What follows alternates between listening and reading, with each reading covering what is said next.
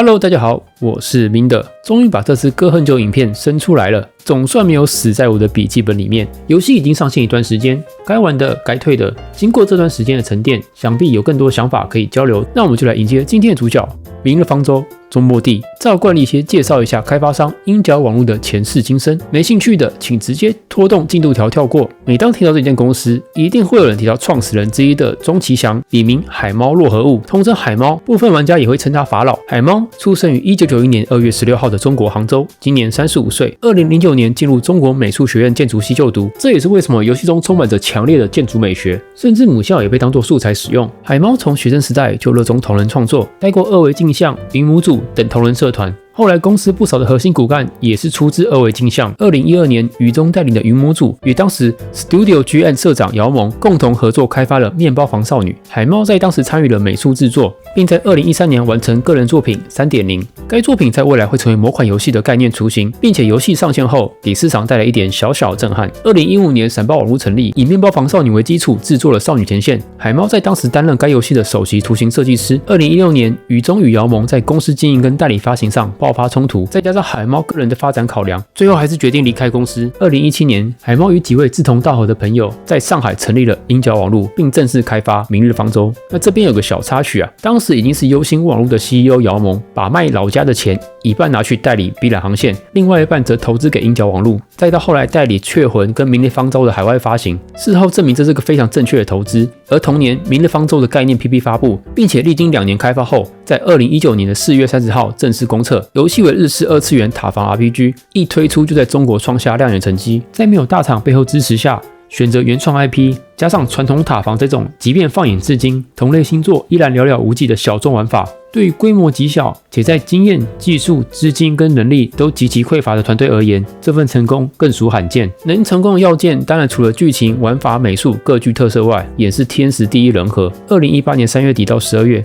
正逢中国游戏行业的第一次版号寒冬，政府停止核准游戏上线许可，9个多月以来，没有一款游戏可以通关上架，大厂还能勉强一撑，小厂却可能面临倒闭。若家中煤矿也没人投资，导致资金链断裂，公司就只能解散跑路了。还好鹰角撑了过去，并在隔年年初就获得版号，并且开始上线前的测试阶段。过去我也常讲啊，如果只看中国那些广告自媒体 KOL 专业大神，到处左类评右指教，主导话语权，就会产生好游戏很多的错觉，或者给观众植入刻板印象。但实际上他们都只是为了钱，也永远不会把刀刃指向问题所在。所以即便从2019年甚至到现在，中国市场依旧还是以氪金导向的竞技 MMO 换皮广告游戏占大宗，而且当时不少留言都是冷嘲热讽，各种不看好。但如今游戏不止活得好好的，甚至要迈向7周年了，期间不少新老游戏的坟头草都不知道长多长了。当然这些都是事后诸葛啦，如果鹰角没有赌赢，或许今天也看不到后续的作品跟这支影片了。那凭借这个势头，也支撑后续作品的开发。一款是子公司旗下觉醒坡工作室开发，2024年发售的买断制 RPG 来自星辰。虽然当时负评不小，不论是在画面、bug、售价、文案方面都有玩家抱怨，但毕竟有粉丝基数在，且在中国同期作品中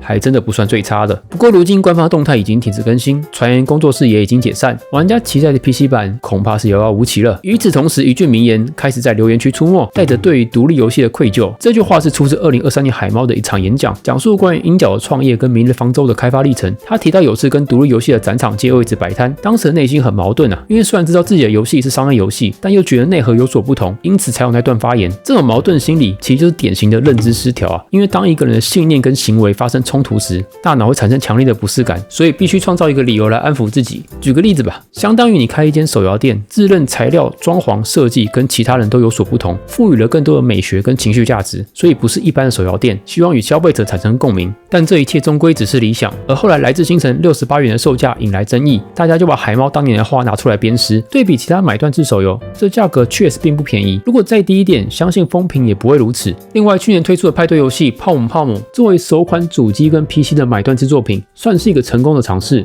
最后终于来到本次的主角明日方舟中末地，开发商为旗下的环形山工作室，游戏类型为箱庭探索加即时策略 RPG， 并且融入了经营、工厂建造等要素。2022年3月18号公布第一支概念影片，直到2026年1月22号正式公测。游戏不像很多厂商跟风采用虚幻引擎，而是使用相对稳定的 Unity。虽然舍弃了画质表现的上限，但也换来设备需求的下限。即使是旧手机上也可以有流畅的表现。对于技术经验都还需要培养的情况下，反倒是最好的选择。那开发团队在采访中有提到，除了大幅修改 Unity 引擎外，还提到了一个技术应用。实体组件系统 ECS 相较于传统的物件导向程式设计 ，ECS 是数据导向的方式，可以大幅提高 CPU 的运算效率，减少延迟跟卡顿问题。简单来说传统的物件导向就像用 Word 建档，每个角色、怪物、道具都是独立建档，并在里面填入名字、血量、速度等数据。假设你要修改全部怪物的某个属性，就要一个一个打开修改，很没有效率。ECS 则是像是 Excel 将所有资料透过栏位分类，这样如果要统一修改的话就快很多了，但前置作业也比较麻烦，需要先将大量数据分类。另外，如果改坏某栏位，也会造成连带影响。在场景单纯的情况下，前者叫泛用简单，但遇到大量素材需要批量处理下 ，ECS 的优势就出来了。尤其像是工厂建设、无双割草的游戏，Unity 官方过去也展示过相关技术。当然，你可以根据不同的需求调整。像《业主崛起》这款游戏，就是同时使用这两种方式，让开发过程最佳化。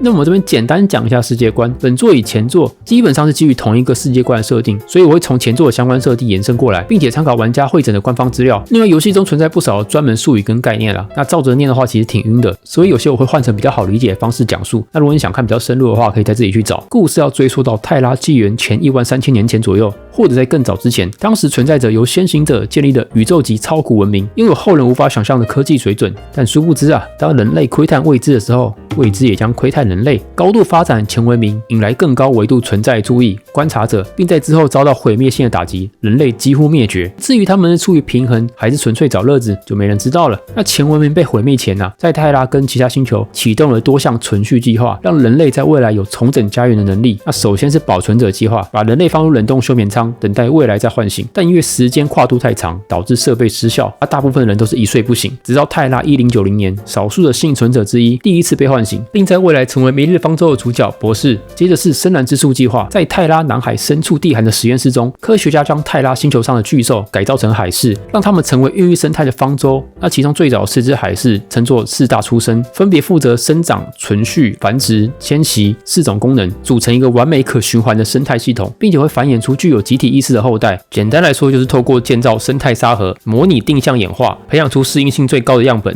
但后来计划莫名中断了。其中一个出生进入沉睡前，一位研究员伊莎马拉把自己的名字跟理想赋予了他，间接改写了他的出场设定。时间来到泰拉900年左右，一位阿格尔的大思想家玛丽图斯在深海探险时，发现沉睡中的伊莎马拉，跟他接触的时候，看见前文明毁灭的走马灯，以及预示再次面临的可能。正当他陷入恐惧的时候，一只伊莎马拉的幼体爬出实验舱碰到他，让他豁然开朗。过去实验就是太保守，不够激进，才没有来得及成功。于是他吃下了幼体，变成了海狮的一员，创造了深海教会，在外面延续计划，导致后续失控，成为众人的噩梦。天堂之点计划目前还不完全清楚是什么，推测是颗人造天体啦。那也如其名，可能是连接某个系统的节点，随着前文明毁灭后进入休眠，直到被唤醒。最后是原石计划，这边就要提到贯穿全作的结晶矿物原石。当时都以为它是天然矿物，之后才知道是前文明创造的，本意是当作能源，后来被用来躲避灾祸，也就是原石计划。当时普雷塞斯透过改造原石，让它能自我复制，以及将周遭同化，并转化成数据，保存在其内部的内化宇宙，等灾祸过后再复原，就是一个能自我复制以及备份复写其他档案，还内建云端功能的超级病毒。不过这计划最后也没有完成，跟后来博士对计划的分歧，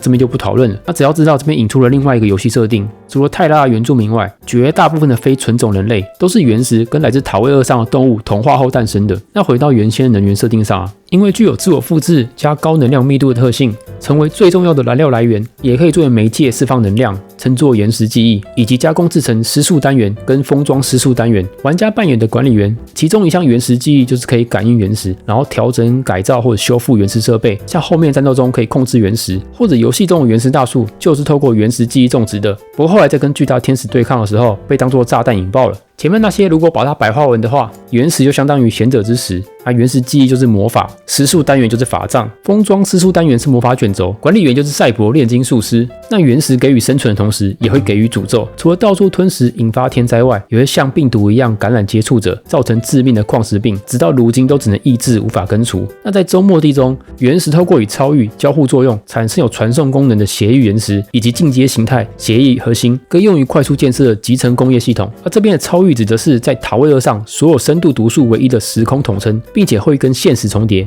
简单来说就是平行宇宙，内部混乱无序，对现实影响程度就以深度来量化。像玩家在地图走动的时候，左下角除了显示地名外，也会附带深度指数。那现实跟超域中间的屏障如果破裂的话，会产生裂隙，超域会穿过裂隙来到现实，就会产生各种具体化的侵蚀现象。侵蚀随处可见，并对人类有害，还被敌人制作成战略武器。那目前已知最大侵蚀是50盛大裂隙，因为超域具有解离繁衍性，所以被管理员利用它与原石的互斥反应，达成的技术成果之一就是刚提到的协议原石。那我们这边快转时间线来到周末地，罗斯利元年，天堂之点重启，一批拓荒者穿过泰拉极北的星门，来到游戏剧情开始之处塔罗斯的天然卫星塔威2，顺便把万用能源最初的原石从泰拉带过来，并围绕星门建立根据地。根据资料可以得知，塔威2的环境并非天然形成的，而且有前文明的遗迹，也可能是过去用来避险的实验地。4年后的某一天，大量锚点从天而降，并诞生出一群天使向人类进攻。第一次天使战争正式爆发。这边的天使不是你我熟知的天使或者天使族，是通过锚点制造的非生命体，头上有类似光环的模样。他们在1天内就攻陷了人类根据地，并生成无法靠近的领域。最终人类只好向南撤离，也因为战事太过突然，很多技术设备没来得及带走。战争过了6年，管理员集结各方势力，并带领40位英雄反攻，把敌人赶进超域。4年后，战争进入尾声。不过战争期间，最初的原石受到污染跟损坏，管理员也陷入沉睡。后来华法林在修复原石的时候，发现原石内部有些保存良好的资料碎片，并且在分析过程中，资料具体化成为在旅者。所以游戏中会出现与前作相似但又完全无关联的角色，后来又因为不明的原因爆发了人类内战，史称耻辱战争。根据过场动画说明，是管理员留下的种子及时萌发，所以主因可能是争夺能源导致。罗斯利17年，多方势力共同签署环带公约，战争画下终点。基于此公约下，各方势力组成了文明环带，其中3大核心阵营分别为联盟工团、环塔商会、红山科学院，也包含周末地工业，是来自明日方舟的罗德岛制药公司跟其他团队共同组成，主要是作为智库跟技术资源。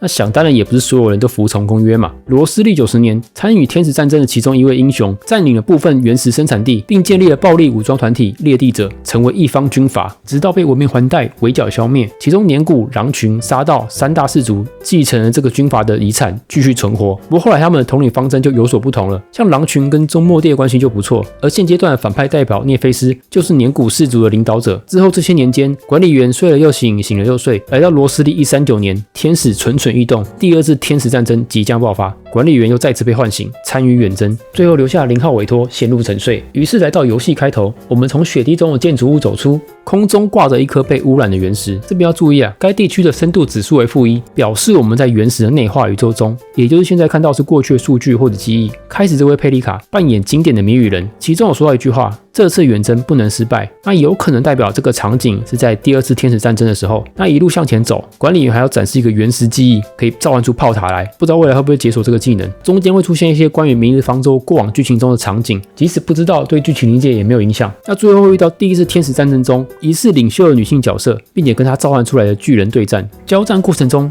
天空中的时间归零，我们来到另一个空间，眼前出现一个长满植物的协议核心。我们捡起协议原石启动装置后，就从地江号的时光中苏醒了。从佩里卡口中得知，我们已经睡了10年了，然后丧失了部分的记忆，直到这次被唤醒，是来自过去自己安排的0号委托。于是我们踏上开拓以及寻找记忆的旅程。好，讲到这边，睡觉的同学可以醒来咯。网络上对鹰角剧情的评价，有人认为难懂又谜语，有人认为高级又深奥。那主要就是看你是否喜欢编剧对故事诠释的方式。有人喜欢直截了当，有人喜欢拼拼图，所以剧情好坏一直都是仁者见仁，智者见智啦。相比前作而言这次英式文学的比例已经下降不少了。像我在整理文案的时候，卡关最多的其实是在理解前作。不少创作者的解读影片都是把本来就已经有点难懂的词句，然后再翻译成另外一个难懂的版本。对我而言，它并没有降低理解成本反而越看越糊涂。我以前也会做一些文学创作啦，可以理解透过堆砌词藻提高字句美感的意图啊。不过这样的写法会建立阅读门槛，如果剧情真的想要普及的话，就势必要有所取舍。然后剧情从管理员醒来以后，大多时候都是被呼来唤去当细汉，被当成有合格水电工执照的工具人。那与其说是管理员啊，更像是被降职的店员啊。而且为了引入世界观设定、工厂玩法跟强调原始的重要性，导致无关紧要的剧情支线太多，但主线推进却很缓慢。虽然说不到无趣，但缺乏记忆点。而且前期如果是急着看主线剧情的玩家，可能会受困全线等级，就必须透过探索或解支线来解锁，多少会影响体验流程。那以前的手游设计方式，厂商是将主线、支线、活动剧情拆开来，玩家可以明确的掌握剧情进度。但现在很多厂商都在搞大型游戏，然后借鉴各种单机的叙事方式，虽然可以将游玩体验提升，但也会将游玩体验复杂化。尤其不同的玩法彼此间想传达的剧情耦合不佳的话，问题就会越明显。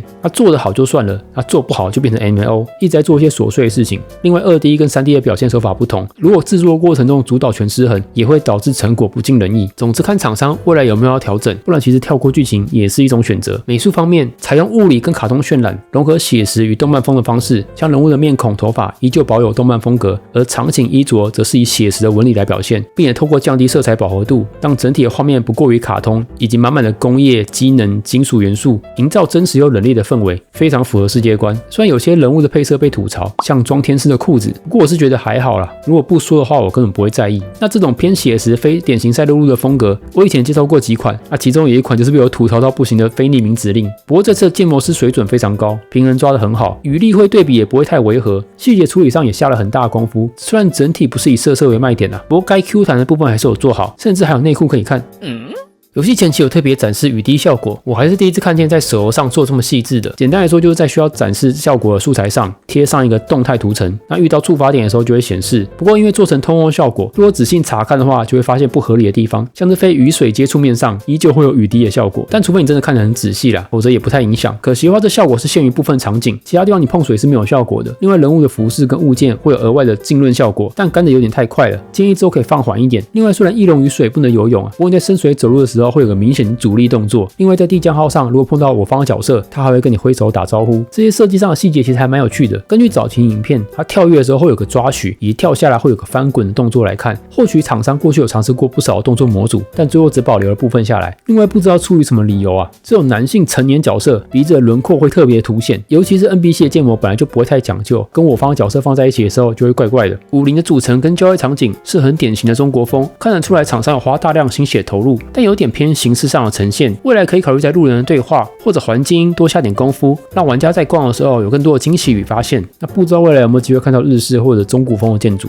地图上的素材密度都很高，逛起来也不会太空旷。唯一一个我想要吐槽就是，如果使用扫描，采集物会跑出建模图层，看上去是有点粗细希望之后可以调整显示的方式。战斗方面，基础设定为4人小队，玩家可以选择1名角色作为主控，其他则由 AI 控制。那这种 AI 队友的设计可以追溯到1988年由无视工坊推出的《魔域传说》，队友会自动跟随跟自动战斗，或者1990年红白机上的《勇者斗恶龙4》，可以透过战术指令控制队友的行动。不过中末地的 AI 攻击欲望很低，而且会经常摸鱼，体验上不是太好，建议未来可以改进。那另外一个无关战斗的设计是，你如果坐下的话，他们也会坐下；你种田，他们会帮你种田，但就是笨笨的，只能算堪用。角色都有一套普攻加重击，也可以打下落攻击，但目前收益不高，也没有设计对应的玩法，只能作为解谜用。当敌人被打到一定的失衡，可以触发短暂的倒地状态。那如果打满完整的失衡，就会触发一个超高倍率的处决伤害，然后透过累积技能点可以释放战绩。这个技能点是全队共享，上限为3点，根据不同的条件可以触发连携技，所以配对时也必须考虑是否可以满足条件，不能随便乱上角色。最后就是常规大招终结技，接着是战斗的核心设计。游戏中主要分成物理跟法术属性，其中还有一个超域伤害，但现阶段跟玩家无关。物理伤害可以造成猛击、碎甲、击飞、倒地等异常效果。法术伤害分成灼热、电磁、寒冷、自然，也就是火电、冰草4种属性。另外可以再延伸触发导电、冻结、腐蚀、燃烧等异常效果。那你要触发异常效果前，必须先挂上一层异常状态。那物理的异常状态称为破防，最多可以叠4层。像击飞、倒地属于叠加型，而猛击、碎甲属于消耗型。例如给敌人先挂上4层破防，再用碎甲或者猛击消耗，就能将输出或者效果最大化。这也是目前物理队最常用的手法。法术的异常状态称为附着，会根据后施法者的属性决定效果。例如先电后火就是燃烧，先火后电就是导电。另外还有一个碎冰，必须是可冻结的敌人加物理异常才能触发。不过具体是要看技能说明啦。像余烬可以打火伤，但它并不能上火属性的状态。其他好像是护盾、脆弱、连击等身简易状态就不多提了。实际玩起来有点像半回合指令制的感觉。从早期的测试画面来看，他们确实是想往这方向走的，但收到的玩家回馈并不好，后来就改掉了。另外，虽然看起来是4个队友，但实际上因为记忆力的限制、叠加跟消耗的设计，变得需要合理安排控制输出流程，战斗弹性并没有这么高。那另外讲一下，虽然它不是主打意义上的动作游戏，但还是有做类似盾针的效果。也因为不是主打动作游戏，所以就不要强求可以打出什么华丽连段的。那现在因为角色并不多，加上属性反应的设计并不够丰富，所以没办法搞出花样百出的配对。现阶段战斗体验比较一般，并没有特别感到惊艳，就看后期会不会调整的。最一开始玩的时候，我会想到一些老游戏，像是1995年红白机上的《时空幻境》，或者1993年红白机上的《圣剑传说2》。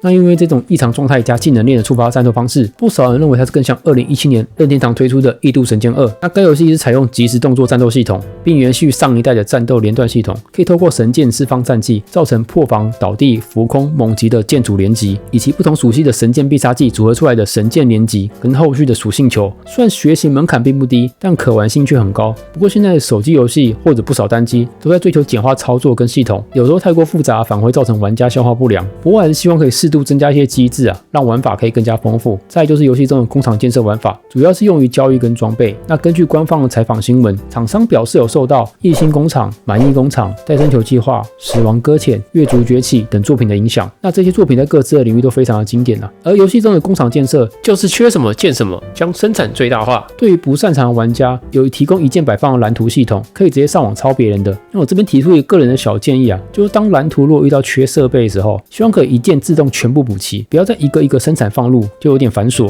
另外可以额外提醒某个设备多久没有运作了，我自己还蛮常遇到，之前余料如果没有清干净，就会导致后续卡住。那因为预览视角也不能一次全部看清，有的时候角落停了一台没有发现，隔天一上线就发现一堆设备就跟着停转。再来就是供电系统，俗称拉电线这套系统在前期4号谷电的时候，偶尔距离会差那一点点，如果有强迫症的应该会挺难受的。那如果你调整移动或者超出容错范围，就必须重拉电线。这个状况必须到新地图改成无线传输后，体验才会好转。那另外延伸的就是滑索功能，作为移动还算挺新奇的啦，但实际上能用传送我还是选用传送。那这个功能跟延伸的送货玩法，包含一些 UI 设计，明显就是借鉴死亡搁浅，包含在场景设计上也有一些即视感。那游戏中的送货玩法，如果你要拿到100%的完整度，就必须依赖滑索，但这种玩法长期来说并不这么有趣啦。一来是路径固定，50的大多任务都是要从南跑到北，那滑索距离有限制，虽然长度副本随随便便就可以190米，但一般地图就是110米，因为并非开放世界，会有空气墙限制玩家移动，所以正常情况下能摆的位置就有限。二来这个任务一次只能接一个，一来玩家开启选单其实是挺浪费时间的。我是希望可以一张地图直接接满，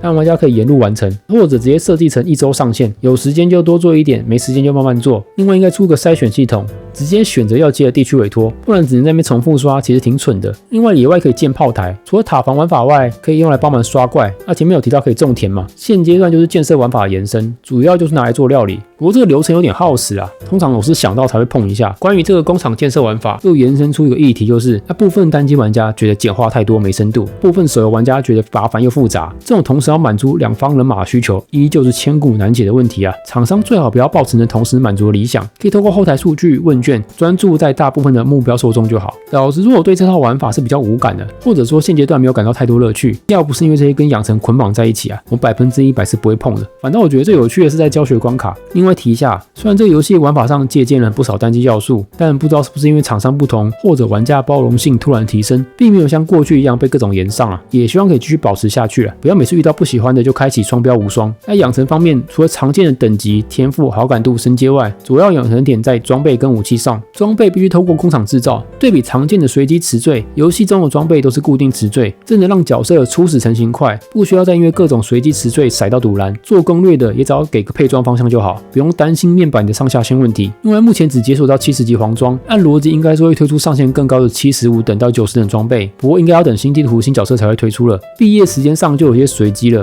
因为强化是有几率失败的，虽然可以累积保底但如果脸黑的话也是得吃好吃满，因为装备跟强化材料料都必须依靠工厂制造跟购买，不像其他游戏只要无脑刷副本或者打怪就好。所以假设你没认真玩工厂玩法，那肯定会缺好缺满。虽然现阶段强化重要性不高，不强求一定要升满，但未来很难说嘛。讲到这不得不提啊，这些装备在前期带来的提升有些迷啊，感觉数值平衡没有抓好。我前期根本没做装备，随便带把武器就裸装平推了，直到后面探索等级提升上去后，才随便做几件，甚至后来官方还下调难度，而且还送你纸装材料。虽然是想给没搞工厂建设的新手可以快速跟上大部队，但进度快的用不到，也没有难到一定要穿，就看厂商未来是否可以让这些材料转化，不然就只能一辈子烂在仓库了。另外就是武器上的机值系统，类似单机或者 MAO 上的附魔或者宝石系统，但就是单纯的提升数值，没有增加新的玩法。我本来还以为可以玩到像 FF7 上面的魔石组合，宝石最后提升武器的3条词缀，现阶段可以透过氪血券提升对应词缀的获取率，不过获取几率只有大概 4.16%， 如果运气不好的话，可能刷好几天都没有，或者你自认运气超神，也可以不用券直接刷。那比较省资源的做法，就是找武器词缀有交集的同时刷，这样就算差一条词缀也可以用。如果是非主 C 的话，只要挑有关键词缀的宝石就好，降低 BN 难度。虽然宝石的提升数值固定，但强化依旧是几率成功，然后累积失败来保底。根据 B 站大佬的推算那个几率是从 60% 递减到 2.7%， 可以简单想成初始几率是 50%， 后面依序递减。综合评价这套养成，理论上的 BN 难度低啊，因为面板没有随机性嘛，不会有369等之分，外加游戏也没有 PVP， 除了几率比较感人以外，我是觉得还行啦，就只是耗时耗体。另外每次版本更新，新装备可能会需要新的材料，就没办法像其他游戏一样可以刷到就快速养成，算是有利有弊啊。那反倒影响较大的是武器，像主系的专武或者6星武器给的特效都强很多。那最后是氪金方面，角色池80、120大小保底，不过大保底并不继承。有个特殊的设计，就是当期的卡池结束，这个角色会进入下一个卡池。那假设你只抽尾池的话，是有机会2个角色都拿到的。另外30抽跟60抽会各送一个不记录卡池累积的10连，以及240抽会额外送一个当期的 UP。这些都是诱导抽卡的设计，如果是5氪或者微氪就不要碰了。那这边简单计算一下，每个眼值原石可以换75个砍金玉，那每500个砍金玉可以换1抽，一单是2000元台币。如果不算双倍的话，每10抽大概是687元，算一个常规价格。虽然获取的最大抽数下降了，但因为它没有继承嘛，相对有比较高的沉没成本。另外抽角色会获得5库配额，每消耗1980个5库配额，可换一次10连抽。武器池各自独立，大小保底40/80，几率的话是1/4。另外抽数是完全不继承，如果你要用氪金抽的话，每10抽是816元，相对这个成本高很多啊。专武理论上都是可以免费获取到的，不过代价就是上下限的差异会更明显。3到4星基本上不用提，都只能当肥料铁废物，5星算堪用，但主星不拿6星武器的话，输出会低很多。总结其这样的卡池设计，我个人算能接受啊，就必须要有更严格的规划。那如果你不想氪金，又想当赌徒，最有可能就一无所有，成为最强的常驻玩家。另外也可能会出现你武器配合用完了，但武器还没有抽出来的尴尬状况。以我举例啊，我开服到现在，除了常驻跟送的票，一抽都没有动过。外加厂商有意控制常驻票的获取，所以林营中这种加上免费兑换，我目前也只能抽6次。那假设我运气爆棚，单抽出奇迹啊，那武器各种歪到非洲去，所以剩下的2次，要么氪金，要么继续抽角色，或者等下次的复刻。按理来说，比较好的设计应该是让玩家即使在不抽角色的情况下，就算是要靠全勤或者高难活动好了，也应该至少在一个版本内可以获取一个保底的资源。那你想多抽其他角色武器，就是额外氪金，这没话说。但其实也能理解啦，毕竟厂商还是要赚钱的，不能直接完全免费兑换，或者可以用工厂制造不就好了。我也常说消费模式要结合游戏现阶段的体验评估，目前是没有专武的硬性要求，除非未来的流传转化差，入不敷出，为了营收搞数值大膨胀，必须在专武才能玩得舒服，又或者想当全图鉴党，但运气差又一文都不花，不然应该不至于因为这点玩不下去啊，或者应该果断选择其他更适合你的游戏才是上策啊，例如2重螺旋，号称全免费，只要付出你的肝就好，那只是游戏什么时候倒我就不知道了。因为其实我也能理解啊，不少人玩抽卡游戏就是想爽抽嘛，最好不用干什么，资源就给好给满，尤其过去那种开局速刷手抽的玩法一去不回啊，抽卡的时间成本都在提高，所以这套抽卡设计就不适合这类用户，或者像很多人其实很讨厌大小保底的模式嘛。但假设如果游戏能改成继承抽数，或者像 Niki 那样没有保底，但可以透过票券兑换角色，甚至武器干脆不用抽的话，我相信有些负评应该会好转不少啊。但毕竟这游戏的成本明显提升很多，公司内部肯定还有未来的规划，不可能单靠钱做来支撑公司的经营，所以最终才导致这样的设计。不然真要说什么良心之作，早就可以完全免费了，或者转跑道去开发单机实现梦想了，何必五斗米折腰呢？这边补充一下官方下个版本要调整的内容，挑几个我感兴趣的来讲讲。前2点是关于删除共享设备跟使用滑鼠的时候可以看地图，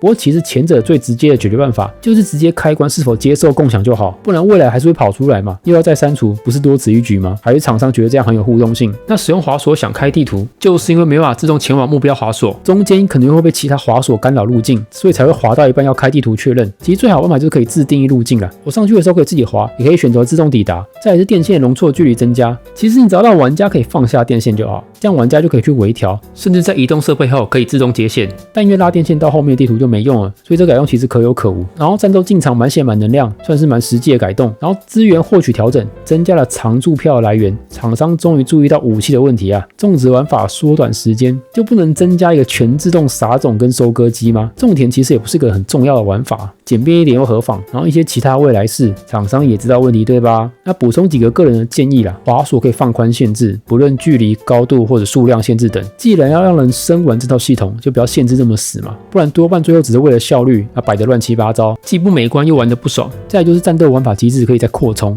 之后透过装备、角色、建设点都可以啦，例如可以增加技能点的上限跟反应组合。毕竟这款不是动作游戏，可以靠操作，或者像其他回合制有各种技能可以选。而建设玩法也注定不可能再深化了，因为它不像单机是完整封闭的设计，玩家可以自由规划。最主要作用就是用来换资源，但长线运营就势必会限制。毕业摆好后，通常也不会去跟动它。一些花色玩法也并不是设计的初衷，在之后版本能做的，也只是一直增加不同的资源跟对应的设备，所以就只能在战斗跟未来的新玩法上发挥了。最后就是个背包数量上限了，我始终参悟不透这个限制的理由啊。除了配合 UI 设计以外，有什么意义？动不动就会爆仓，需要回传。我玩过这么多游戏，只有在单机或者 MMO 上有碰到这种设计，但人家会有扩充的手段，现阶段你并没有嘛？还是你未来想搞氪金解锁？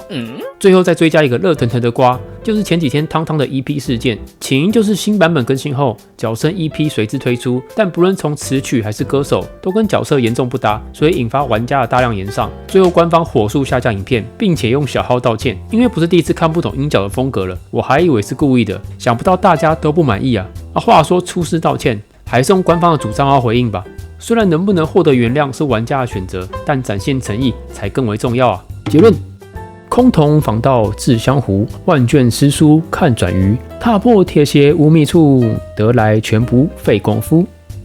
在2026年的今天，能有这样的品质，其实还是该给予正面的评价。虽然谈不上超出预期但至少可以看出厂商的用心。而游戏现阶段的问题，多半是出自厂商对游戏开发的态度，导致产品出现很多不可避免的矛盾。首先，长线运营游戏跟买断制游戏在商业逻辑上存在本质的矛盾，这是不管如何自我催眠都无法改变的现实硬伤。除非家中有无穷无尽的矿否则在缺乏海量用户支撑、极度缺乏留存的环境下，就不可能吸收营收去成就纯粹的理想。然后现在绝大部分的游戏都只在前人的基础上迭代，除非出现跨时代的硬体不然很难有真正的突破。厂商并不需要过度追求精神原创，毕竟 A+B 始终是 A+B， 最终的成品还是借鉴各家之长，谈不上完全的原创。就也不要只想塞有意识的玩法，却不考虑它是否适合长线游玩。硬塞在一起，如果水土不服，反而经不起时间的考验。而且再好的玩法总会腻嘛，尤其长线游戏会加速消磨热情。其次，小众玩法之所以小众，是因为对用户的筛选更严格。虽然在市场饱和、竞争激烈的今天，小众可以被视作一片蓝海，但并非每个挑战者都能成功，失败的多的是。除非产品先饱和，一般都不会冒险挑战。